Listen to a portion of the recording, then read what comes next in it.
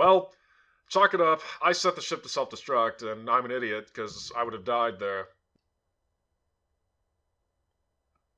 But Predator Alien gets a proper introduction, and that's what happened to our, the other Yautja we were sent to get. So instead, let's blow this thing, and get out. Go home.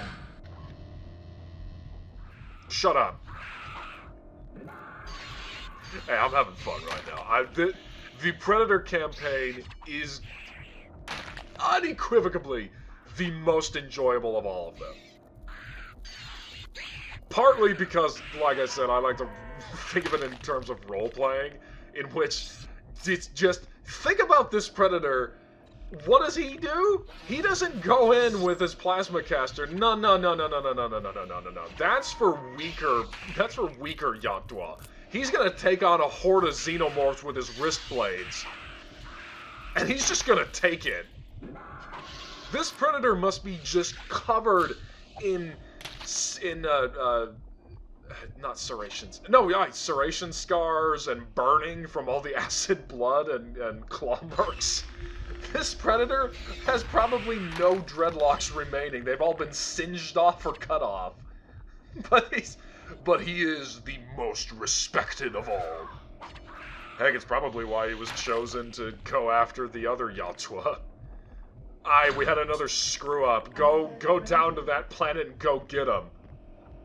We hear there are xenomorphs, and this Yautja that we're playing as is going, yes, more to add to the collection. Even though I'm not collecting trophies.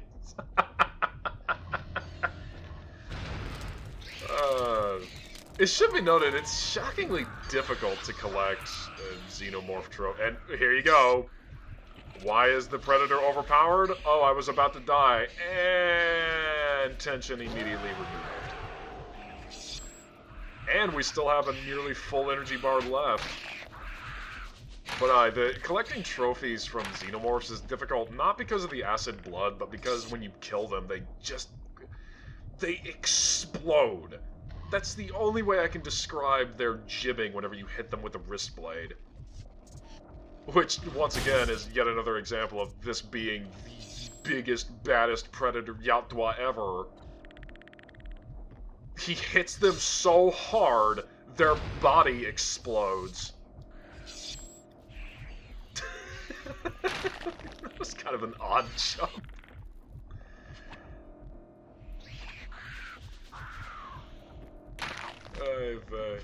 I cannot even remember what the objective for this level is supposed to be. We're back at Fury 161. Which is the planet from Alien 3, if I didn't say that in the Alien campaign. No, that was a bonus mission in the Alien. That was a bonus mission. But why is the Predator here? Well, as I said, the first 3 levels, the Predator has an actual objective, whereas here,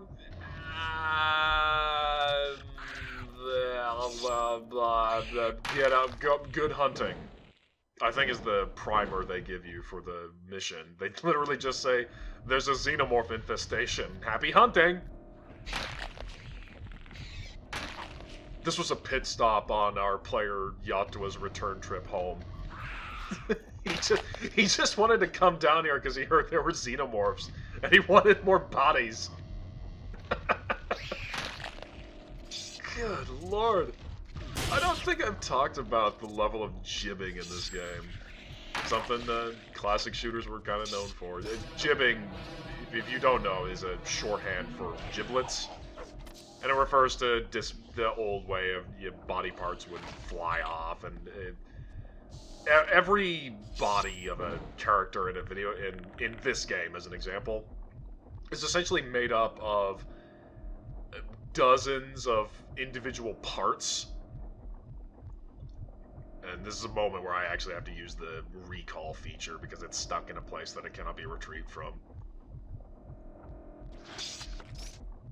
But every body is made up of a bunch, dozens of individual parts, and whenever splash damage or a significant amount of damage occurs, all the individual parts just explode. There's an actual system at play to determine what parts fly off and whatnot.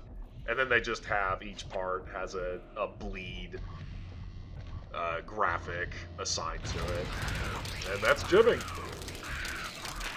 And I don't remember what game that originated from. I don't think it originated in Doom, because you can't call that jibbing per se. It's just a blanket. It's just an individual sprite and animation of the deaths of those enemies. It might be Quake. Might be the first example of jibbing. I wouldn't know. I've never played Quake. The collective gasps occur. I've never played Quake. I've never been interested in it. I might eventually. It's been regarded as a classic. Eventually I may get around to that. Again, I've seen footage of it, and I've looked at screens. I've never been interested in it. I have played Quake 4, but never the original Quake. And how about that Quake, or is it Quake Arena? Quake Champions? It's the new one that came out, which I've heard nothing about because nobody's talked about it. Did it even come out? Oh my god, I don't even know if it's out. Well, yeah, I don't care. Which I suppose is evidence enough of why nobody plays it. Oh, that's a shame. I don't revel in games failing. Because people put a lot of work. Yeah, I don't revel in anything people put a lot of work into failing.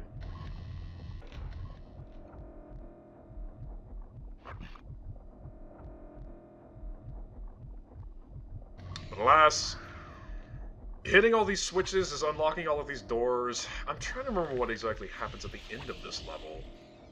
Because to me, I think it's most, well, the whole game is just a big, hey, do you remember this reference from this movie?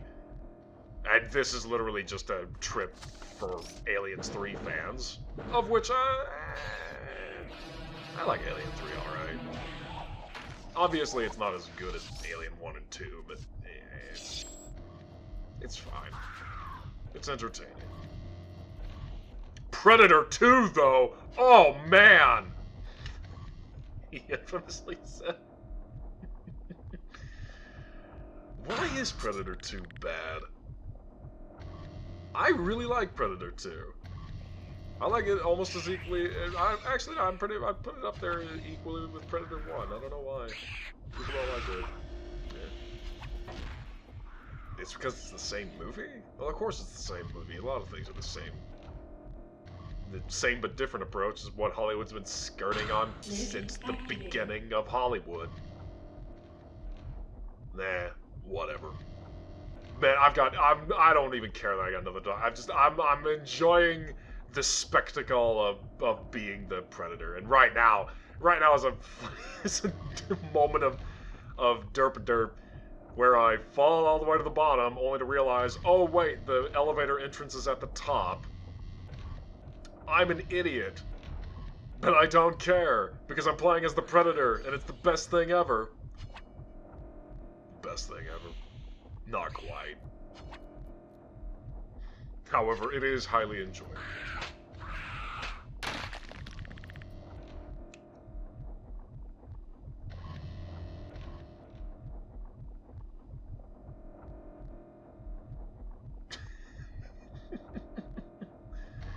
The one problem for the Yautja: climbing a spiral staircase.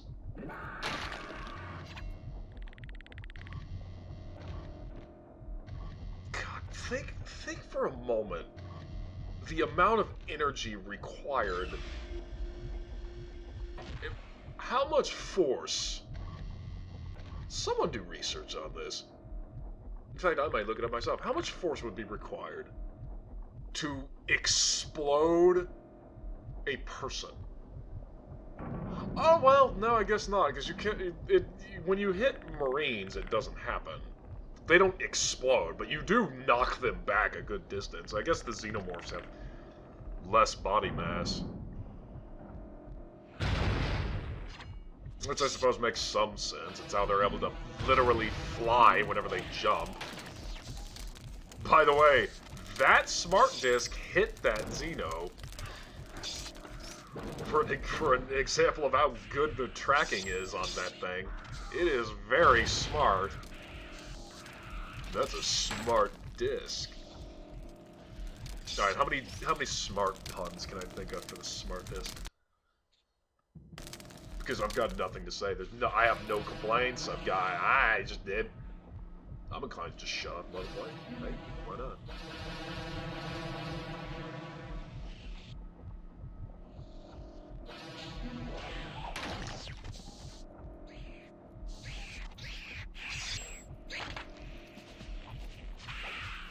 Have I bothered to establish the Praetorians?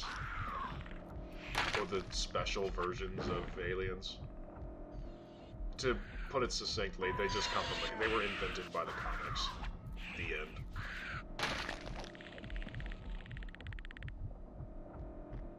And Praetorians guard the Queen. Allegedly.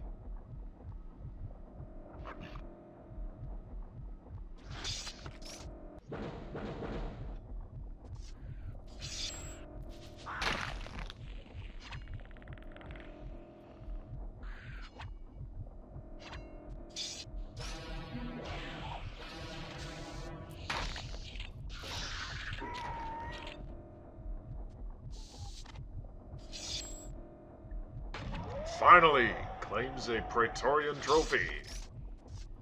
Good on you. I mentioned it, I think, during the alien bonus missions, but this is the reference in question. This is the escape. I get a pod. I mean, a pod can mean any number of things. And there's Crazy Man, who has no relevant dialogue. Easter egg. Reference. I did not clap when I saw it, but I did say, hey, that's the thing from Alien 3. It's the escape pod from the Sulaco. Which, if I may, are we to assume that the Sulaco, this massive, massive spaceship, was literally only manned by that one Marine platoon? Is that what we're supposed to take away from that?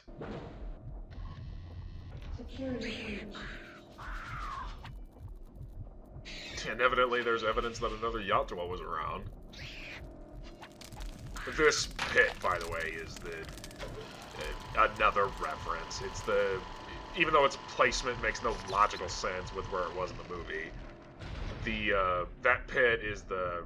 I think in the movie it was the lead smelting chamber.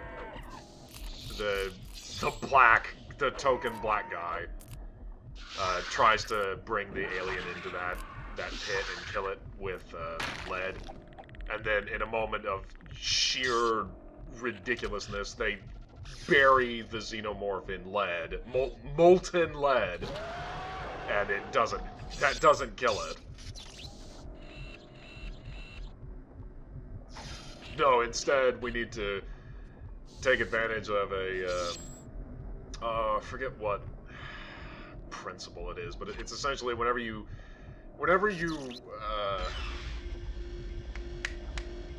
rapidly cool an extremely hot object. I would not recommend trying this at home, but it's something that actually happened to me in real life.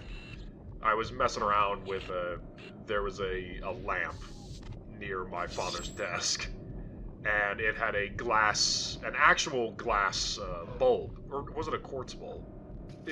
Point being, it was a bulb that would, not the bulb itself. There was the light bulb, and then over that was a glass or crystal dome, and the dome would get really, really hot because obviously law of thermodynamics and all that.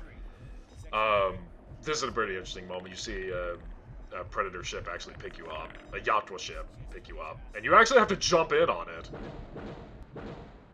I think. He infamously said, only for someone to prove him wrong. But anyway, I put an ice cube up to the glass dome, and it shattered instantly. Scared the dickens out of me. And it's the same thing that happens to the Xenomorph in Alien 3.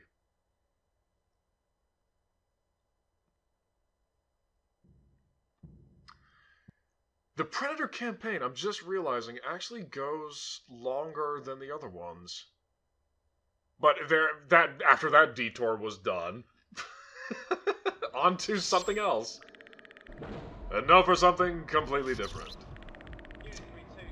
This, my interpretation of it is to say, Yautjas that picked up our Big Bo here basically told him, well, hey, we found an alien queen on this nearby planet. You want to go hunt that? And Big Bo here said, you bet your Yautja dreadlocks I do. And so they went.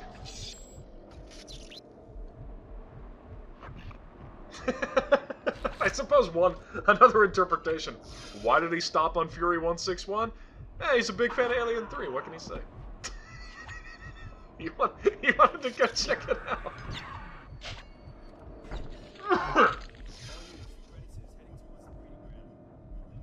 This, was this also the, yes, this was an Alien bonus mission. And that crate that we dropped in on would be the moment that the Xenomorph intercepts us. However, that's not what happens this time. Player character Xenomorph's taking a vacation right now, down in the hive. Or no, he's currently behind a door, that's what's going on. A door that we're going to have to open after killing 2 Xenoborgs. Of which I believe is the first time... Is it? No, I fought one in the Marine bonus missions. I was going to say it's the first time I actually bothered to fight them. They, like the Praetorians, and I believe even the Pred Alien are inventions of the comic books. I think... No, I'm about to say the only real hint... And I say hint, but the only moment of crossover between Aliens and Predator via the movies is in Predator 2. Speaking of. And... I suppose I never bothered to explain that the Xenoborgs have laser cannons. By the way, they have laser cannons. And they are probably the single most lethal enemy in the game when they actually have a chance to wake up. And you're not standing directly behind them. Of which I know for a fact I've captured an incredibly comical moment of which I'm trying to wrist blade one to death. And it takes so long, I finally pull out the spear gun and just kill it. That'll be for next episode. When we go to the bonus missions. What was I talking about? Oh right, the hint of crossover. Probably the thing that inspired the finally putting them together in a comic book was a scene in Predator 2 in which on the wall of the trophy room with Danny Glover, I don't know his character's name, he goes on the Predator ship, the Yautja ship, and he finds a trophy wall. And the point of the scene in the movie is just to showcase how long the Predators have been coming to planet Earth, because there's a dinosaur skull, and there's a skull of... later on, Yautja hands him a flintlock pistol. And it says... what's the year? It's 1800s. Point being, Predators have been doing this for a long time. That's the point. But, way off in the corner, you can notice... can find a Xenomorph skull. And I imagine most people would look at that and they'd say, wow, they're in the same universe, oh my god, and really, the truth behind it is, no, they didn't think of it like that, the crew. It's probably just, it's a 20th Century Fox production and they have access to the prompts used in Aliens, and someone just stuck that there. just to be fun. And that's it. We need skulls here. Let's throw in a xenomorph skull, because wouldn't that be fun? But people want to interpret that however they will. You'll find a lot of things in life boil down to very, very simple reasons. There's no grand conspiracy or plan or anything. It's mostly just, hey, this X thing worked out, and we have a simple reason. Why is Chick-fil-A open on Sundays? Is it because the CEO was deeply religious? Nah, it's just because he didn't want to work on Sundays. Which, you don't blame the guy. I don't blame the guy at all. If I had the choice, I'd never work on Sundays either.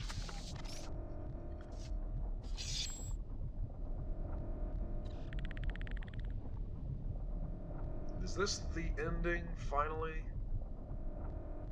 Yes, because you need to kill 2 Praetorians. Finally doing what they're actually supposed to be doing in-universe, and that is guarding the Queen. Oh, is he going to die? Well, seeing as how I haven't cut in the middle of a save game footage, no. But this will lead into the final mission for the Predator, titled Battle. And it's very simple. Kill the Queen. But with a twist. You are limited in your weapon selection. You can only use the wrist blade and the spear gun. Now, I will be completely honest. This is a successful recording of me just using the spear gun to do it. I died to this boss, I'll be completely honest, about 5 times. Twice was from a facehugger landing on me, and something really stupid is that I'm going to have to kill the facehuggers with wrist blades because I ran out of spears. Because I'm bad at aiming. But again, you have this climactic battle, and it's actually a pretty fun fight. The Queen can throw stuff at you, and you actually have the ability to dismember certain parts of her while you're damaging her. But the other times was me imposing a self-inflicted challenge of seeing if I could do it with wrist blades only. And I eventually just decided that it would take so long to do, it was just not worth it. And thus, you have this recording here. Just use the spear gun.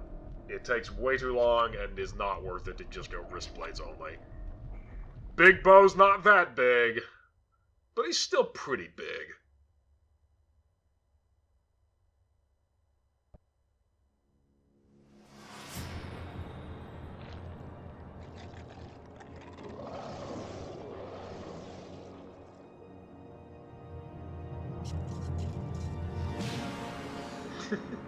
One of the more fun outro cinematics. Next up, we'll conclude with the bonus levels. See you then.